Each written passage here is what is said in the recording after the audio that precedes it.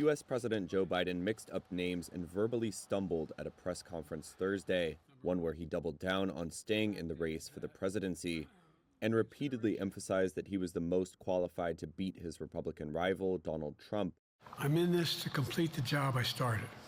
Calls have tallied up by the day from the 81-year-old's Democratic colleagues to end his re-election bid over concerns about his age and mental acuity. His case may not have been helped early on in the hour-long Q&A when he mixed up the name of his vice president, Kamala Harris, with Trump.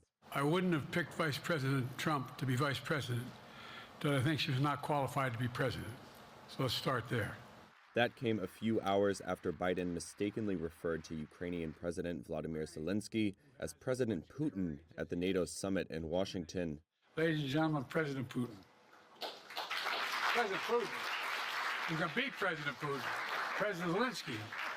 Later, at the press conference, his first responses were garbled, but grew steadier as he fielded questions from reporters. He said he had undergone a neurological exam as recently as February, but would take another if recommended to him by his doctors. I think I should have a neurological exam again. I'll do it. But no one's suggesting that to me now. Biden has faced growing doubts from donors, supporters, and fellow Democrats since his poor debate performance against former President Trump 2 weeks ago. They fear he no longer has the ability to beat Trump in the November election or to lead the country for another 4-year term. So far, 16 Democrats in the House and 1 in the Senate have appealed publicly to the president to withdraw from the race.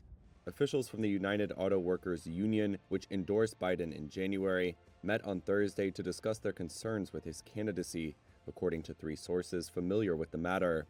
The union has a big presence in industrial states like Michigan that Biden will need to carry to win re-election.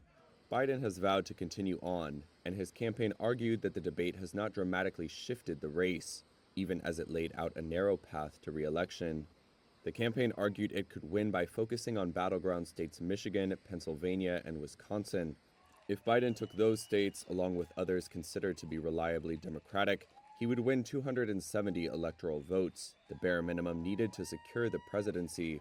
The campaign characterized other battleground states he won in 2020 as, quote, not out of reach.